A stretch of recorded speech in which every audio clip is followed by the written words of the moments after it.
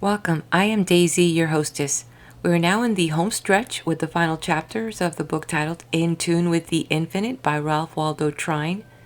If you found me at this video, make sure to visit my playlist for previous chapters. To my family, friends, and subscribers, welcome back. I hope that you were able to find a few golden nuggets to take along on your journey.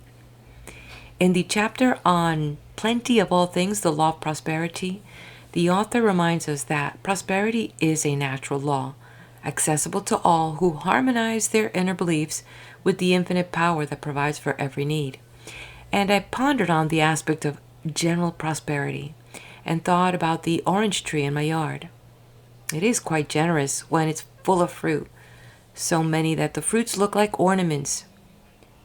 One little orange full of so many seeds, ready to be sowed to produce a whole grove. Is not that nature's lesson on the law of prosperity? And if it is true for the orange, what about all around us?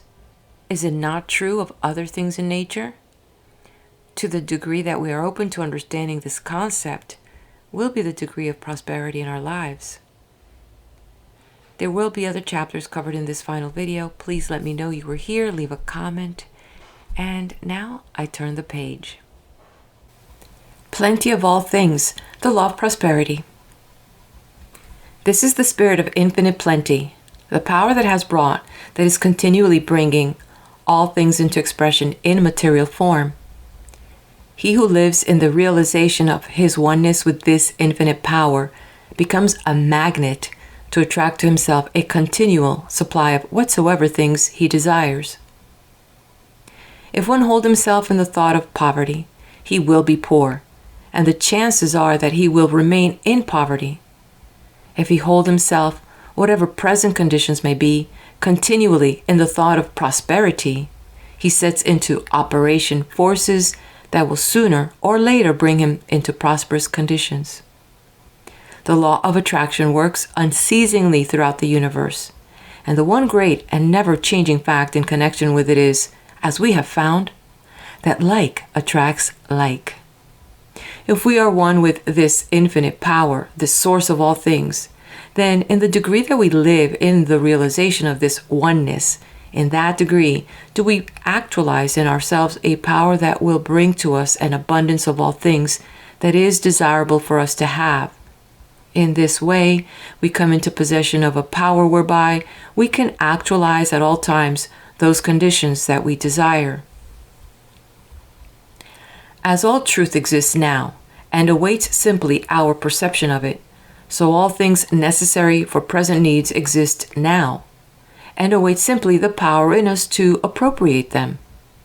God holds all things in his hands.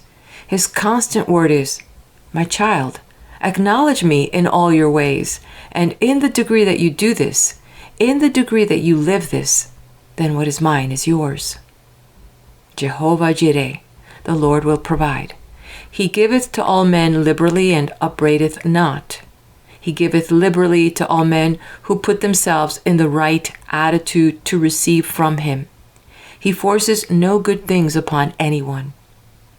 The old and somewhat prevalent idea of godliness and poverty has absolutely no basis for its existence, and the sooner we get away from it, the better.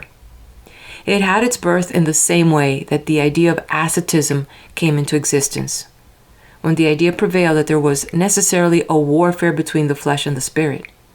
It had its origin, therefore, in the minds of those who had distorted a one-sided view of life. True godliness, in a sense, the same as true wisdom. The one who is truly wise and who uses the forces and powers with which he is endowed, to him the great universe always opens her treasure house.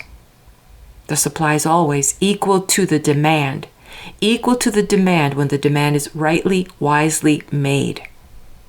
When one comes into realization of these higher laws, then the fear of want ceases to tyrannize over him. And the chances are that it may be a long time before you will get another, or the one that you do get may be a very poor one indeed. Whatever the circumstances, you must realize that you have within you forces and powers that you can set into operation that will triumph over any and all apparent or temporary losses. Set these forces into operation, and you will then be placing a magnet that will draw to you a situation that may be far better than the one you have lost. And the time may soon come when you will be even thankful that you lost the old one. Recognize working in and through you the same infinite power that creates and governs all things in the universe. The same infinite power that governs the endless systems of worlds in space. Send out your thought. Thought is a force, and it has occult power of unknown proportions when rightly used and wisely directed. Send out your thought that the right situation or the right work will come to you at the right time, in the right way. Never allow it to weaken. Hold to it, and continually water it with firm expectation. You, in this way, put your advertisement into a psychical, a spiritual newspaper, a paper that has not a limited circulation, but one that will make its way not only to the utmost bounds of the earth, but of the very universe itself.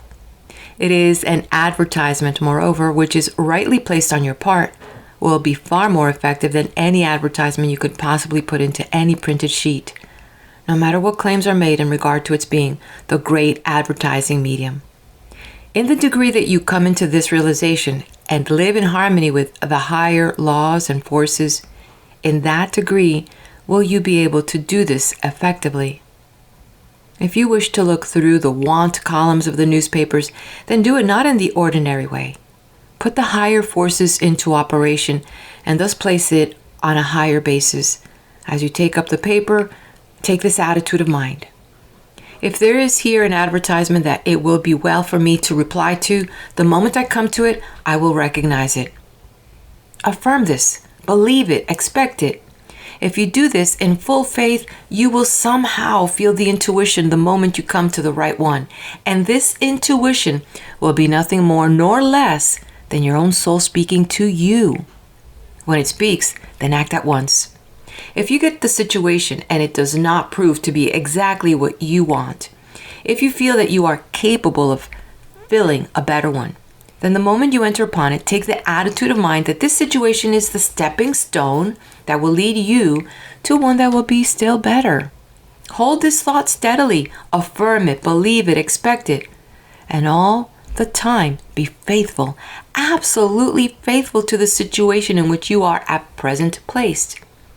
If you are not faithful to it, then the chances are that it will not be the stepping stone to something better, but to something poorer.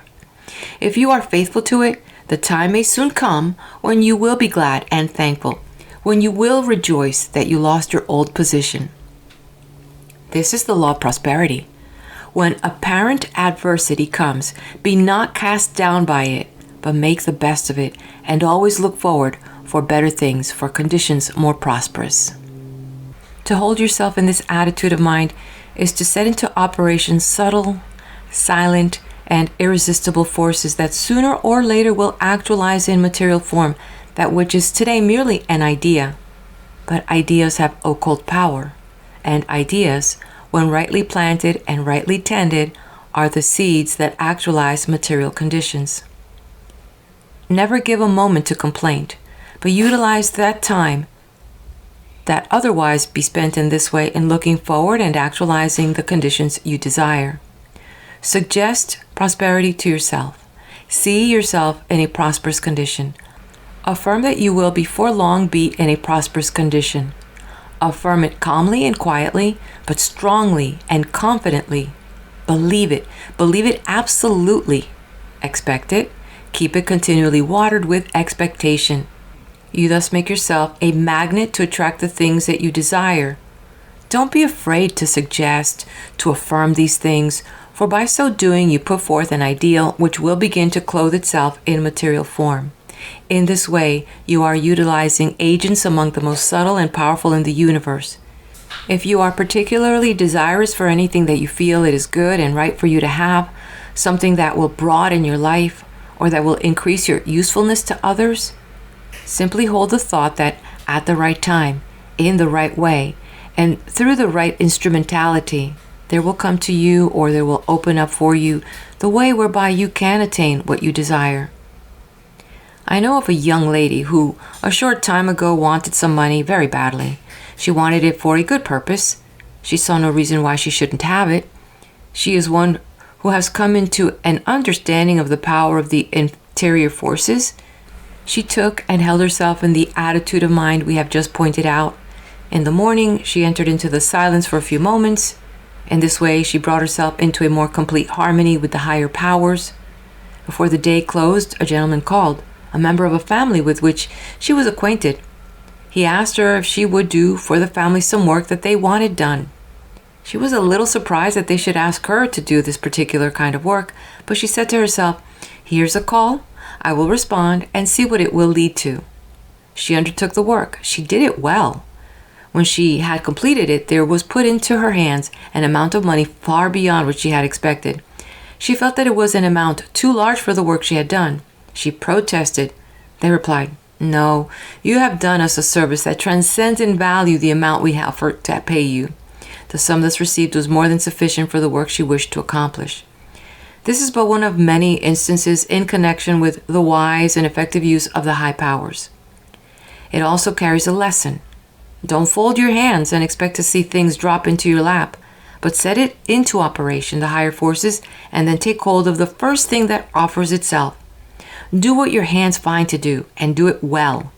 If this work is not thoroughly satisfactory to you, then affirm, believe, and expect that it is the agency that will lead you to something better.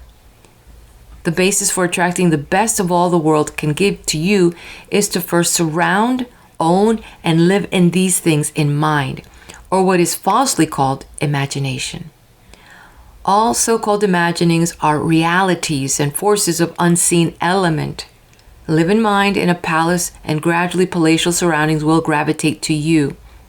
But so living is not pining, or longing, or complainingly wishing. It is when you are down in the world, calmly and persistently seeing yourself as up. It is when you are now compelled to eat from a tin plate, regarding that tin plate as only the certain step to one of silver. It is not envying and growling at other people who have silver plate. That growling is just so much capital stock taken from the bank account of mental force. A friend who knows the power of the interior forces and whose life is guided in every detail by them has given a suggestion in this form. When you are in the arms of the bear, even though he is hugging you, look him in the face and laugh, but all the time keep your eye on the bull. If you allow all of your attention to be given to the work of the bull may get entirely out of your sight. In other words, if you yield to adversity, the chances are that it will master you. But if you recognize in yourself the power of mastery over conditions, then adversity will yield to you and will be changed into prosperity. If when it comes to you calmly and quietly recognize it, and use the time that might otherwise be spent in regrets and fears and forebodings, in setting into operation the powerful forces within you, it will soon take its leave. Faith, absolute dogmatic faith, is the only law of true success. When we recognize the fact that a man carries his success or his failure with him, and that it does not depend upon outside conditions, he will come into the possession of powers that will quickly change outside conditions into agencies that make for success. When we come into this higher realization and bring our lives into complete harmony with the higher laws, we will then be able to focus and direct the awakened interior forces, that they will go out and return laden with that for which they are sent. We will then be great enough to attract success, and it will not always be apparently just a little ways ahead. We can then establish in ourselves a center so strong that instead of running hither and thither for this or that, we can stay at home and draw to us the conditions we desire. If we firmly establish and hold to this center, things will seem continually to come our way. The majority of people of the modern world are looking for things that are practical and that can be utilized in everyday life. The more carefully we examine into the laws underlying the great truths we are considering, the more we will find that they are not only eminently practical, but in a sense, and in the deepest and truest sense, they are the only practical things there are. There are people who continually pride themselves upon being exceedingly practical, but many times those who of themselves think nothing about this are the most practical people the world knows. And on the other hand, those who take pride in speaking of their own practicality are many times the least practical. Or again, in some ways they seem, but so far as life in it totally is concerned, they're absurdly impractical. What profit, for example, can there be for the man who, materially speaking, though he has gained the whole world, has never yet become acquainted with his own soul? There are multitudes of men all about us who are entirely missing the real life, men who have not learned even the ABC of true living. Slaves they are, abject slaves to their temporary material accumulations. Men who, thinking they possess their wealth, are on the contrary completely possessed by it. Men whose lives are comparatively barren in service to those about them and to the world at large. Men who, when they can no longer hold the body, the agency by means of which they are related to the material world, will go out poor indeed, pitiably poor, unable to take even the smallest particle of their accumulations with them. They will enter upon the other form of life naked and destitute. The kindly deeds, the developed traits of character, the realized powers of the soul, the real riches of the inner life and unfoldment, all those things that become our real and eternal possessions, have been given no place in their lives, and so of the real things of life they are destitute, nay, many times worse than destitute. We must not suppose that habits once formed are any more easily broken off in the other form of life than they are in this. If one voluntarily grows a certain mania here, we must not suppose that the mere dropping of the body makes all conditions perfect. All is law, all is cause and effect. As we sow, so shall we also reap, not only in this life, but in all lives. He who is enslaved with the sole desire for material possessions here will continue to be enslaved even after he can no longer retain his body. Then, moreover, he will have not even the means of gratifying his desires. Dominated by his habit, he will be unable to set his affections, for a time at least, upon other things, and the desire without the means of gratifying it will be doubtlessly torturing to him. Perchance this torture may be increased by his seeing the accumulations he thought were his now being scattered and wasted by spendthrifts. He wills his property, as we say, to others, but he can have no word as to its use. How foolish, then, for us to think that any material possessions are ours. How absurd, for example, for one to fence off a number of acres of God's earth and say they are his. Nothing is ours that we cannot retain. The things that come into our hands come not for the purpose of being possessed, as we say, much less for the purpose of being hoarded. They come into our hands to be used, to be wisely used. We are stewards merely, and as stewards, we shall be held accountable for the way we use whatever is entrusted to us. The great law of compensation that runs through all life is wonderfully exact in its workings, although we may not always fully comprehend it or even recognize it when it operates in connection with ourselves. The one who has come into the realization of the higher life no longer has a desire for the accumulation of enormous wealth, any more than he has a desire for any other excess. In the degree that he comes into the recognition of the fact that he is wealthy within, external wealth becomes less important in his estimation.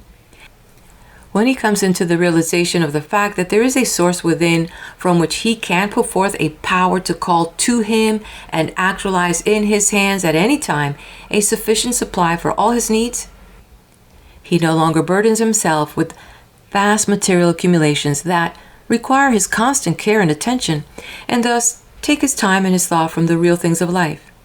In other words, he first finds the kingdom, and he realizes that when he has found this, all other things follow in full measure. It is as hard for a rich man to enter into the kingdom of heaven, said the Master, he who having nothing and everything, as it is for a camel to pass through the eye of a needle. In other words, if a man give all his time to the accumulation, the hoarding of outward material possessions, far beyond what he can possibly ever use, what time has he for the finding of what wonderful kingdom, which when found brings all else with it. Which is better, to have millions of dollars and to have the burden of taking care of it all?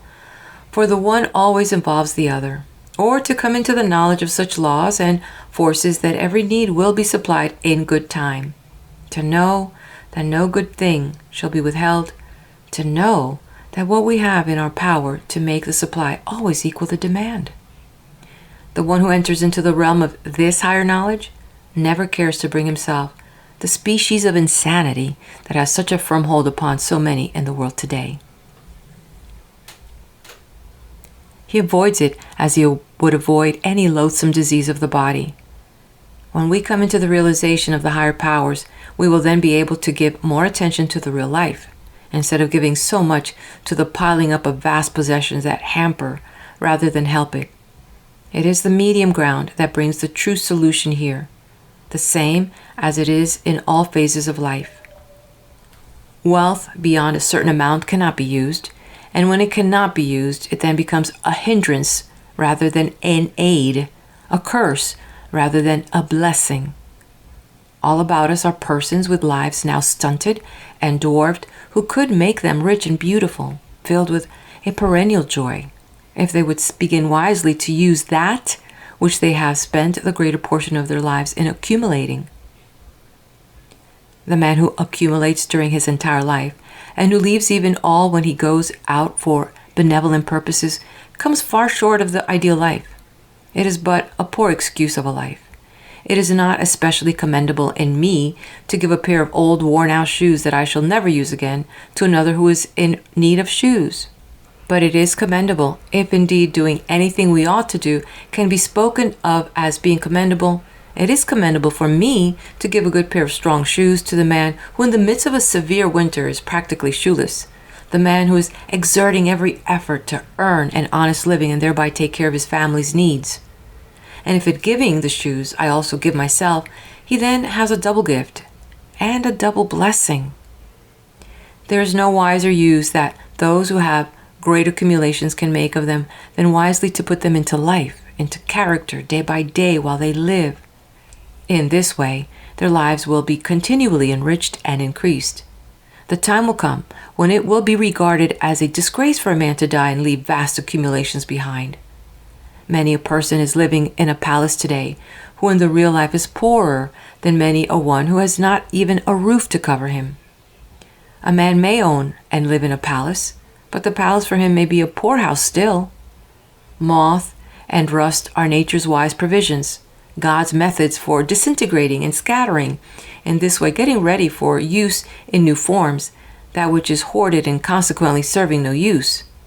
There's also a great law continually operating whose effects are to dwarf and deaden the powers of true enjoyment, as well as all the higher faculties of the one who hoards.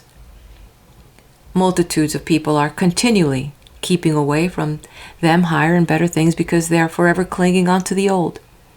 If they would use and pass on the old, room would be made for new things to come. Hoarding always brings loss in one form or another.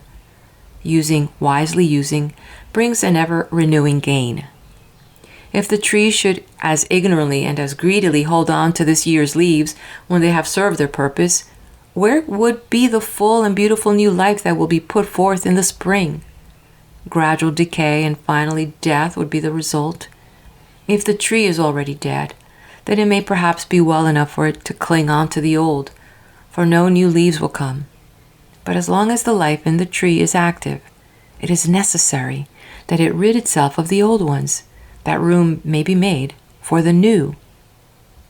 Opulence is the law of the universe, an abundant supply for every need if nothing is put in the way of its coming. The natural and the normal life for us is this: to have such a fullness of life and power by living so continually in the realization of our oneness with the infinite life and power that we find ourselves in the constant possession of an abundantly supply of all things needed. Then not by hoarding, but by wisely using and ridding ourselves of things as they come, an ever-renewing supply will be ours, a supply far better adapted to present needs than the old could possibly be.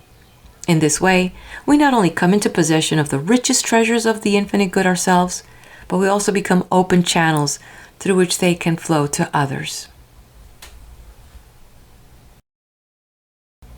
How men have become prophets, seers, sages, and saviors. I have tried thus far to deal fairly with you in presenting these vital truths, and have spoken of everything on the basis of our own reason and insight. It has been my aim to base nothing on the teachings of others, though they may be the teachings of those inspired. Let us now look for a moment at these same great truths in the light of the thoughts and the teachings as put forth by some of the world's great thinkers and inspired teachers. The sum and substance of the thought presented in these pages is, you will remember, that the great central fact in human life is the coming into a conscious, vital realization of our oneness with the infinite life, and the opening of ourselves fully to this divine inflow.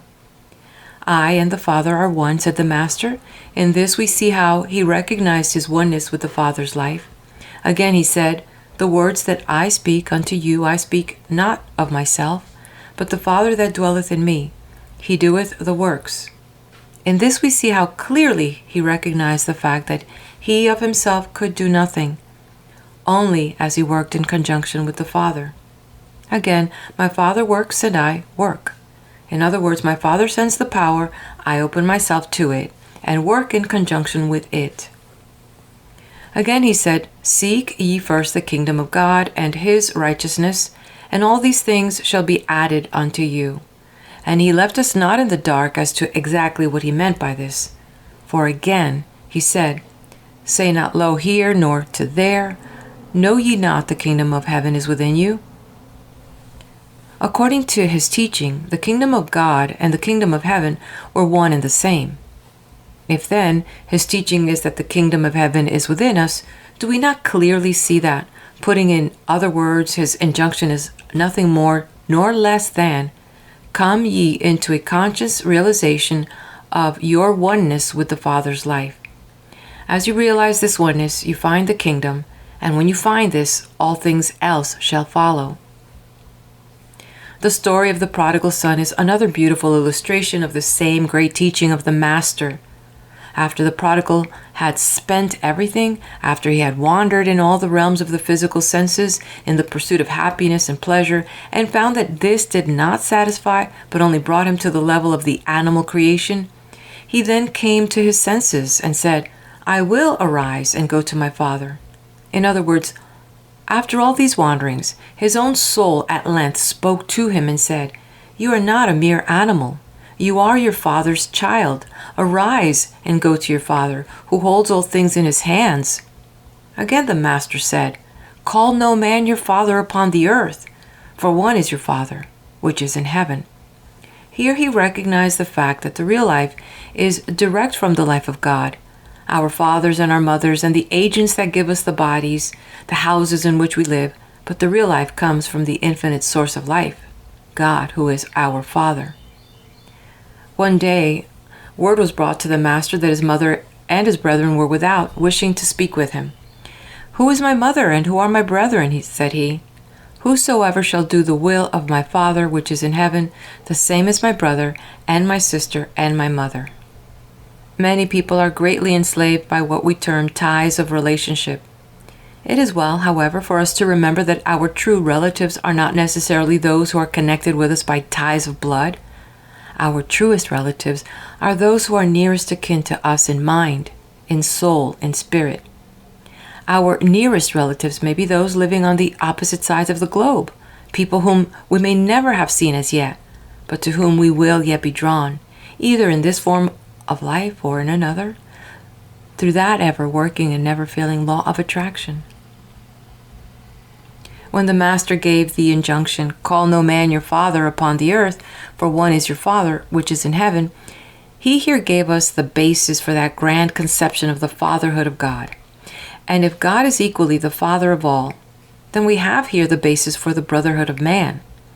But there is, in a sense, a conception still higher than this, namely the oneness of man and God, and hence the oneness of the whole human race. When we realize this fact, then we clearly see how, in the degree that we come into realization of our oneness with the infinite life, and so every step that we make Godward, we are aid in lifting all mankind up to this realization and enable them, in turn, to make a step Godward. The Master again pointed out our true relations with the infinite life when he said, "Except ye become as little children, you shall not enter into the kingdom of heaven." When he said, "Man shall not live by bread alone, but by every word that proceedeth out of the mouth of God," he gave utterance to a truth of far greater import than we have as yet commenced fully to grasp. Here he taught that even the physical life cannot be maintained by material food alone, but that one's connection with this infinite source determines a very great extent the condition of even the bodily structure and activities. Blessed are the pure in heart, for they shall see God. In other words, blessed are they who in all the universe recognize only God, for by such God shall be seen. Said the great Hindu sage Manu, "He who in his own soul perceives the Supreme Soul in all beings and acquires equanimity toward them all attains the highest bliss." It was Athanasius who said, "Even we may become God, walking about in the flesh." The same great truth we are considering is the one that runs through the life and the teachings of Gautama, he who became the Buddha. People are in bondage, he said, because they have not yet removed the idea of I. To do away with all sense of separateness and to recognize the oneness of the self with the infinite is the spirit that breathes through all his teachings. Running through the lives of all the medieval mystics was this same great truth, union with God. Then, coming nearer to our time, we find the highly illumined seer, Emanuel Swedenborg, pointing out the great laws in connection with what he termed the divine influx, and how we may open ourselves more fully to its operations. The great central fact in the religion and worship of the Friends is the inner light, God in the soul of man, speaking directly in just the degree that the soul is open to him. The inspired one, the seer, who when with us lived at Concord, recognized the same great truth when he said, "We are all inlets to the great sea of life," and it was by opening himself so fully to the inflow that he became one inspired. All through the world's history, we find that the men and the women who have entered into the realm of true wisdom and power, and hence into the realm of true peace and joy, have lived in harmony with this higher power. David was strong and powerful, and his soul burst forth in praise and adoration in just the degree that he listened to the voice of God and lived in accordance with his higher promptings. Whenever he failed to do this, we hear his soul crying out in anguish and lamentation. The same is true of every nation or people. When the Israelites acknowledged God and followed according to his leadings, they were prosperous, contented, and powerful, and nothing could prevail against them. When they depended upon their own strength alone and failed to recognize God as the source of their strength, we find them overcome, in bondage or despair. A great immutable law underlies the truth. Blessed are they that hear the word of God and do it. Then follows all. We are wise in the degree that we live according to the higher light. All the prophets, seers, sages, and saviors in the world's history became what they became, and consequently had the powers they had through an entirely natural process. They all recognized and came into the conscious realization of their oneness with the infinite life. God is no respecter of persons. He doesn't create prophets, seers, sages, and saviors as such. He creates men, but here and there one recognizes his true identity, recognizes the oneness of his life with the source whence it came. He lives in the realization of this oneness, and in turn becomes a prophet, seer, sage, or savior. Neither is God a respecter of races or of nations. He has no chosen people, but here and there a race or nation becomes a respecter of God, and hence lives the life of a chosen people. There has been no age or place of miracles in distinction from any other age or place. What we term miracles have abounded in all places and at all times where conditions have been made for them. They are being performed today, just as much as they ever have been when laws governing them are respected. Mighty men, we're told they were, mighty men who walked with God, and in the words who walked with God lies the secret of the words, mighty men. Cause, effect. The Lord never prospers any man, but the man prospers because he acknowledges the Lord and lives in accordance with the higher laws. Solomon was given the opportunity of choosing whatever he desired. His better judgment prevailed and he chose wisdom. But when he chose wisdom, he found that it included all else beside. We are told that God hardened Pharaoh's heart. I don't believe it. God never hardens anyone's heart.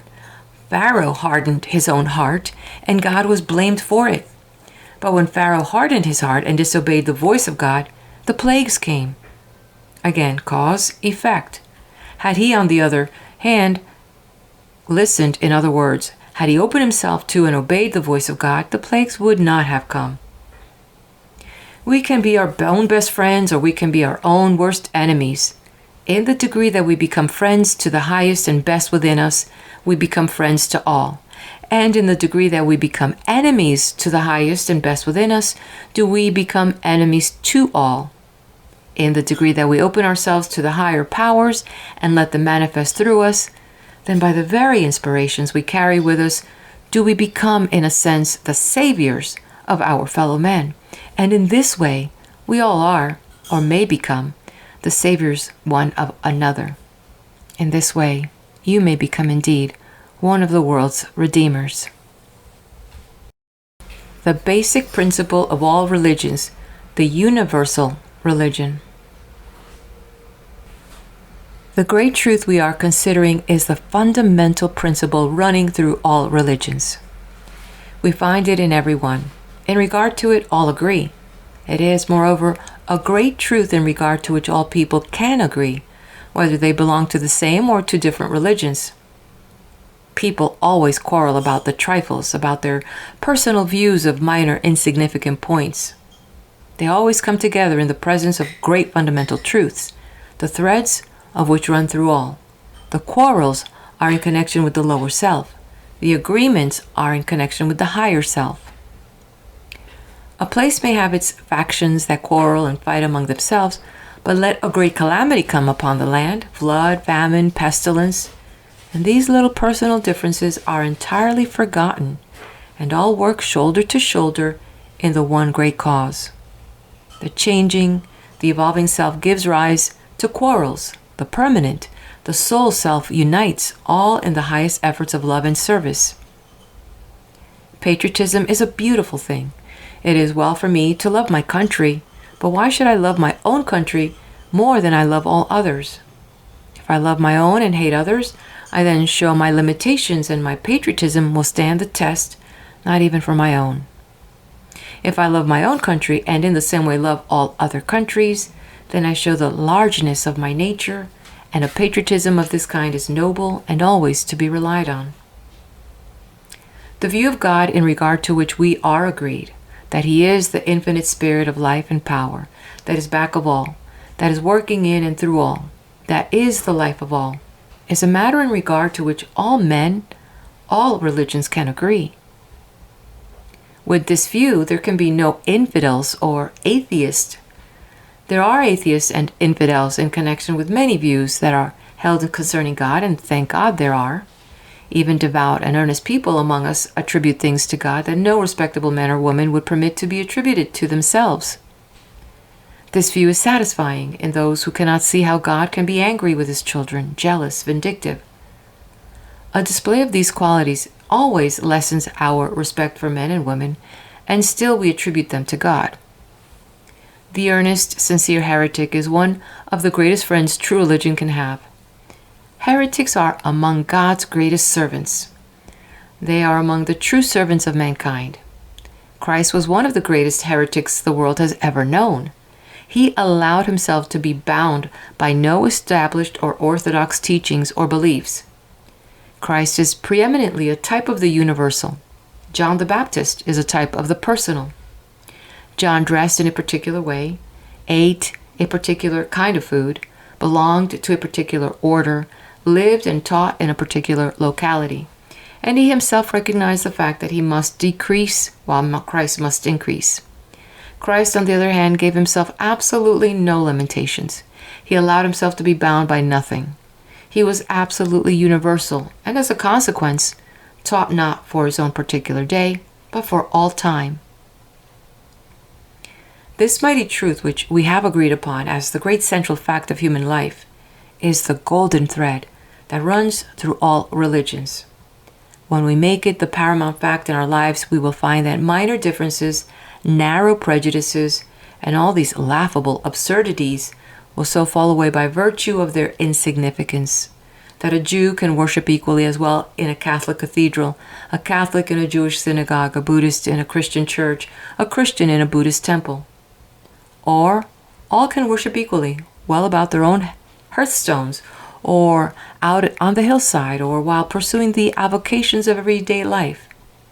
For true worship, only God and the human soul are necessary. It does not depend upon times or seasons or occasions. Anywhere and at any time God and man in the bush may meet. This is the great fundamental principle of the universal religion upon which all can agree. This is the great fact that is permanent. There are many things in regard in which all cannot agree. These are the things that are personal, non-essential, and so as time passes they gradually fall away. One who doesn't grasp this great truth, a Christian, for example, asks, but was not Christ inspired? Yes, but he was not the only one inspired. Another who is a Buddhist asks, was not Buddha inspired? Yes, but he was not the only one inspired. A Christian asks, but is not our Christian Bible inspired? Yes, but there are other inspired scriptures. A Brahmin or a Buddhist asks, are not the Vedas inspired? Yes, but there are other inspired sacred books. Your error is not in believing that your particular scriptures are inspired, but your error is, and you show your absurdly laughable limitations by it, your inability to see that other scriptures are also inspired. The sacred books, the inspired writings, all come from the same source, God. God speaking through the souls of those who open themselves, that he may thus speak. Some may be more inspired than others. It depends entirely on the relative degree that this one or that one opens himself to the divine voice. Says one of the inspired writers in the Hebrew scriptures, wisdom is the breath of the power of God, and in all ages, entering into holy souls, she maketh them friends of God and prophets. Let us not be among the numbers so dwarfed, so limited, so bigoted as to think that the infinite God has revealed himself to one little handful of his children, in one little quarter of the globe, and at one particular period of time. This isn't the pattern by which God works. Of a truth I perceive that God is not respecter of persons, but in every nation he that revereth God and worketh righteousness is accepted of him, says the Christian Bible. When we fully realize this truth, we will then see that it makes but little difference what particular form of religion one holds to, but it does make a tremendous difference how true he is to the vital principles of this one. In the degree that we love self less and love truth more, in that degree will we care less about converting people to our particular way of thinking. But all the more will we care to aid them in coming into the full realization of truth through the channels best adapted to them. The doctrine of our master, says the Chinese, consisted solely in integrity of heart. We will find as we search that this is the doctrine of everyone who is at all worthy the name of master. The great fundamental principles of all religions are the same. They differ only in their minor details according to the various degrees of enfoldment of different people. I am sometimes asked, to what religion do you belong? What religion? Why, bless you, there's only one religion, the religion of the living God. There are, of course, the various creeds of the same religion arising from various interpretations of different people, but they are all of minor importance. The more unfolded the soul, the less important to these minor differences become. There are also, of course, the various so-called religions. There is in reality, however, but one religion. The moment we lose sight of this great fact, we depart from the real, vital spirit of true religion and allow ourselves to be limited and bound by form. In the degree that we do this, we build fences around ourselves which keep others away from us, and which also prevent our coming into the realization of universal truth. There's nothing worthy the name of truth that is not universal. There's only one religion. Whatever road I take joins the highway that leads to thee, says the inspired writer in the Persian scriptures. Broad is the carpet God has spread, and beautiful the colors he has given it. The pure man respects every form of faith, says the Buddhist.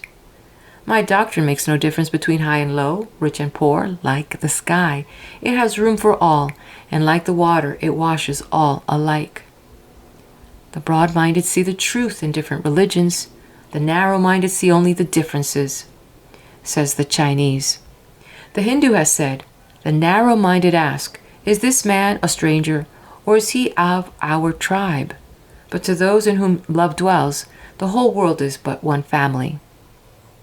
Altar flowers are of many species, but all worship is one. Heaven is a palace with many doors, and each may enter in his own way. Are we not all children of one Father, says the Christian? God has made of one blood all nations to dwell on the face of the earth. It was a latter-day seer who said, that which was profitable to the soul of man, the Father revealed to the ancients. That which is profitable to the soul of man, today revealeth he this day.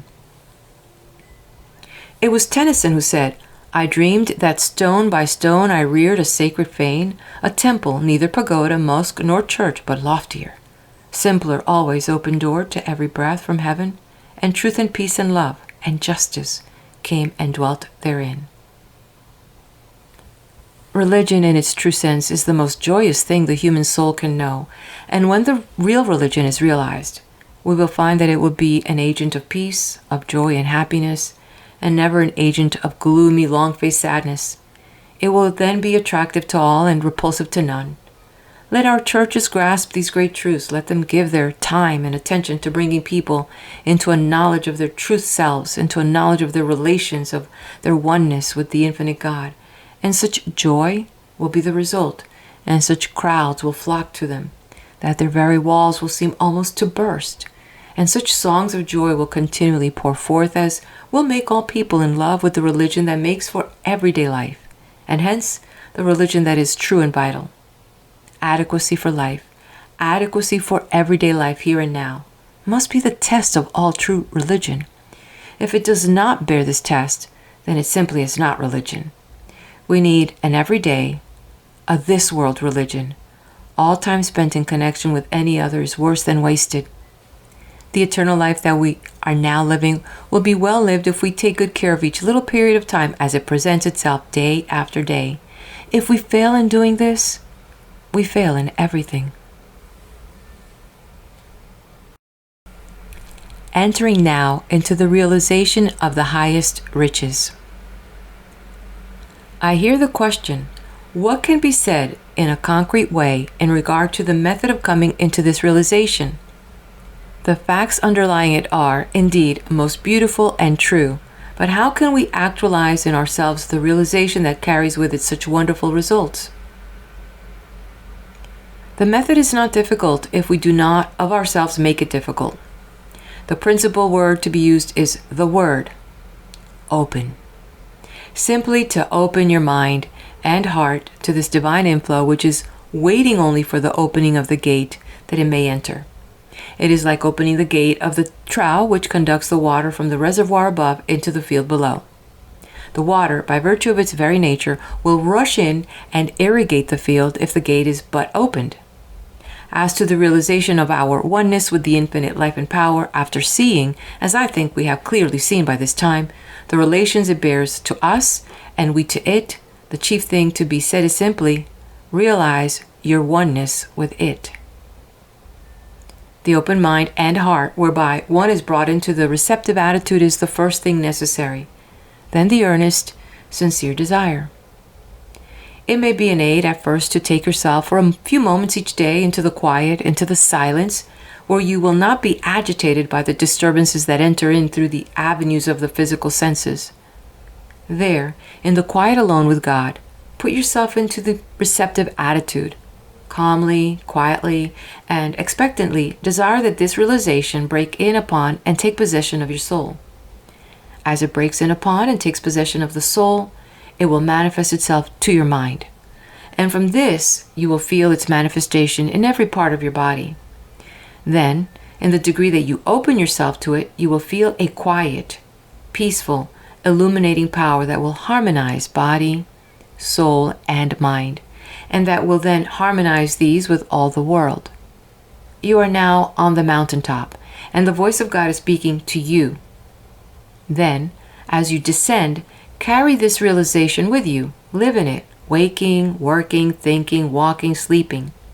In this way, although you may not be continually on the mountaintop, you will nevertheless be continually living in the realization of all the beauty and inspiration and power you have felt there. Moreover, the time will come when, in the busy office or on the noisy street, you can enter into the silence by simply drawing the mantle of your own thoughts about you and realizing that there and everywhere, the Spirit of infinite life, love, wisdom, peace, power, and plenty is guiding, keeping, protecting, leading you. This is the spirit of continual prayer. This is to pray without ceasing. This is to know and to walk with God. This is to find the Christ within.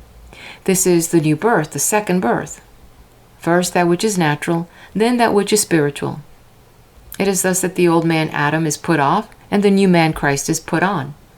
This is to be saved upon life eternal, whatever one's form of belief or faith may be. For it is life eternal to know God. The sweet by and by will be a song of the past. We will create a new song, the beautiful eternal now. This is the realization that you and I can come into this very day, this very hour, this very minute, if we desire and if we will it.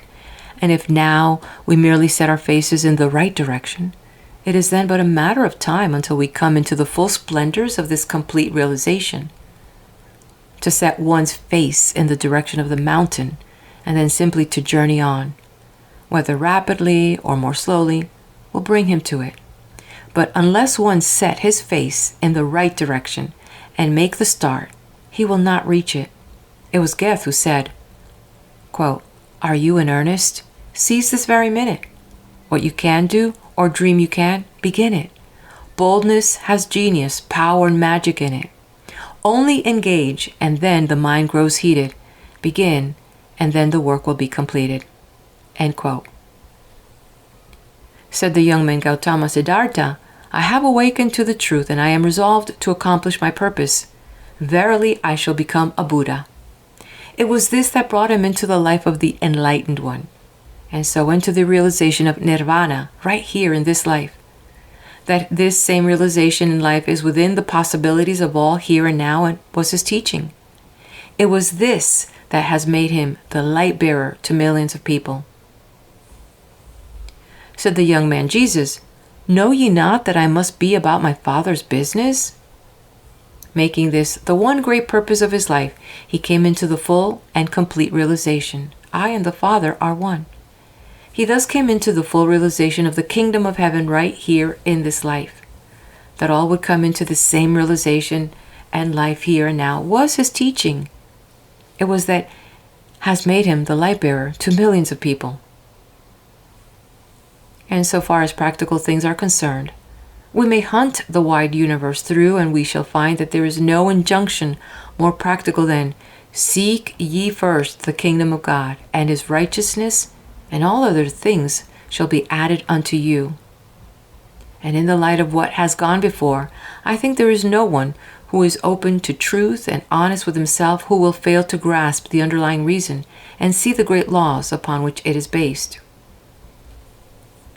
Personally, I know lives that have so fully entered into the kingdom through the realization of their oneness with the infinite life, and through the opening of themselves so fully to its divine guidance, that they are most wonderful concrete examples of the reality of this great and all-important truth.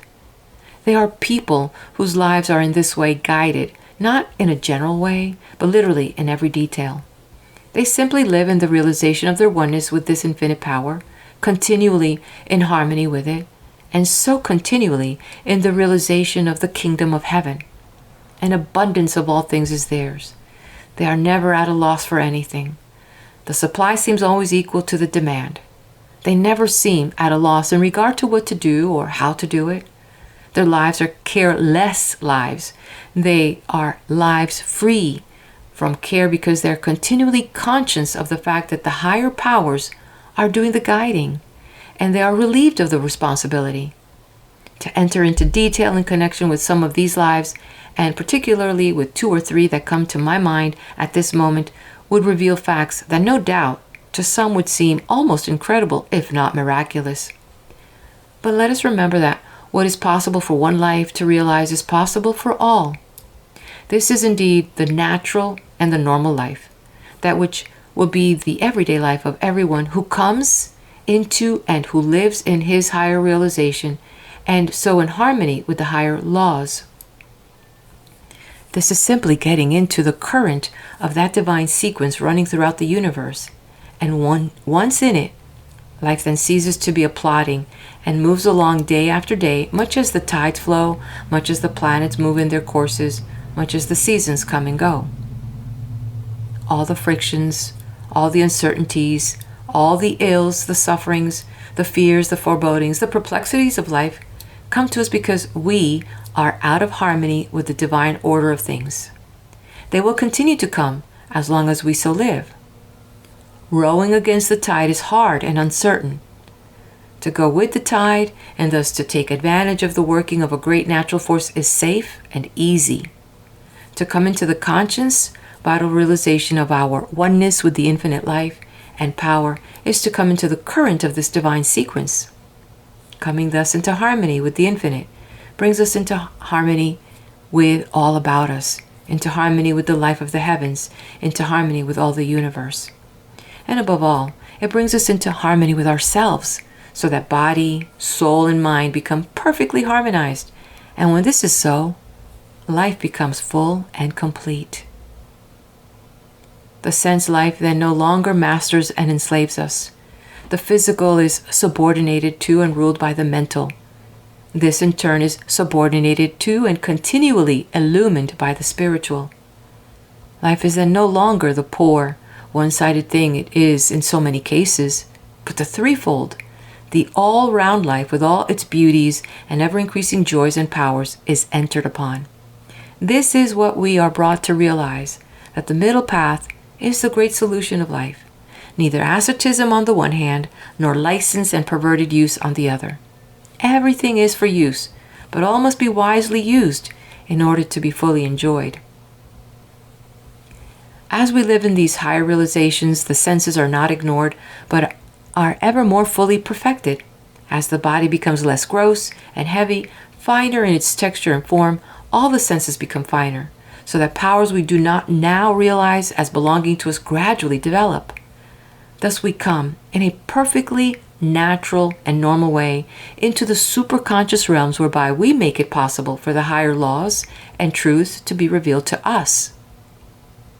As we enter in these realms, we are then not among those who give their time in speculating as to whether this one or that one had the insight and the powers attributed to him, but we are able to know for ourselves. Neither are we among those who attempt to lead the people upon the hearsay of someone else, but we know whereof we speak, and only thus can we speak with authority. There are many things that we cannot know until by living the life we bring ourselves into that state where it is possible for them to be revealed to us. If any man will do his will, he shall know of the doctrine. It was Plotinus who said, "The mind that wishes to behold God must itself become God." As we thus make it possible for these higher laws and truths to be revealed to us, we will in turn become enlightened ones, channels through which they may be revealed to others.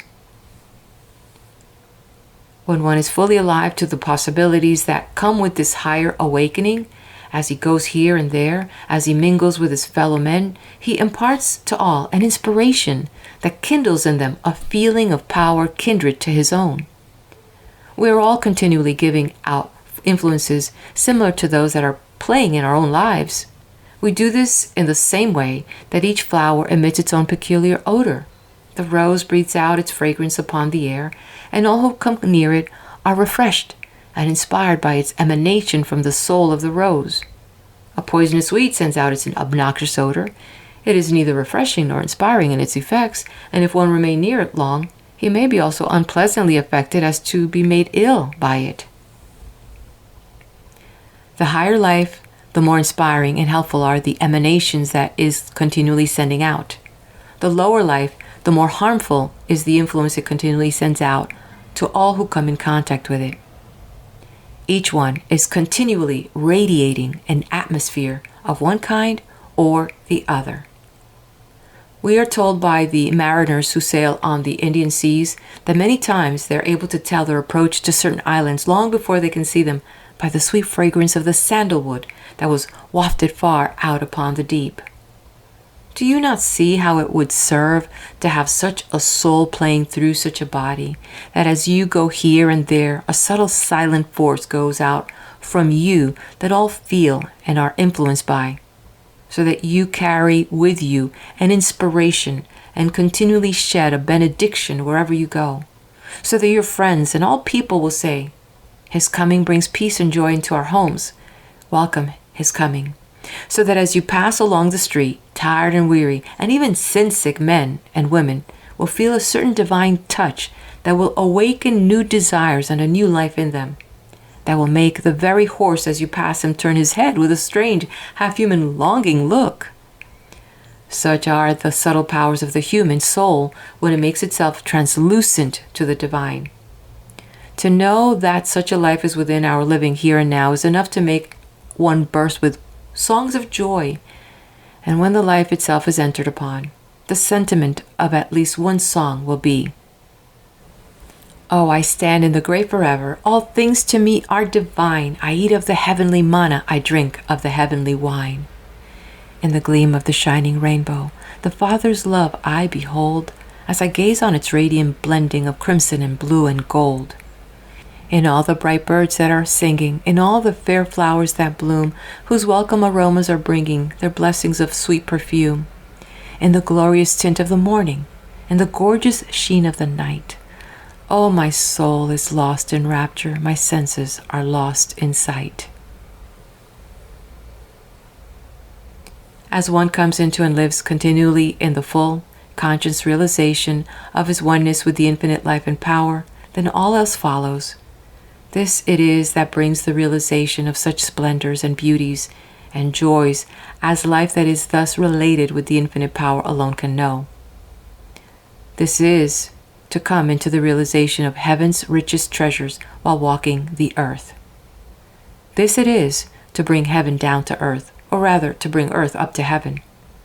This it is to exchange weakness and impotence for strength, sorrows and sighings for joy, fears and forebodings for faith, longings for realizations. This it is to come into fullness of peace, power, and plenty. This it is to be in tune with the infinite. And this is the end of this chapter, as well as the end of the reading of the book titled In Tune with the Infinite by Ralph Waldo Trine. If you haven't done so, be kind, please, and leave a comment. Let me know you were here. Hit the like button. If you like what you see and what you hear on this channel, do subscribe, and yes, share it with your friends. Till the next time we meet on this channel at the next video, be blessed. End of chapter. And also, this is the end of the reading In Tune with the Infinite by Ralph Waldo Trine. Please do hit the like button, share this with like-minded people, and subscribe to the channel.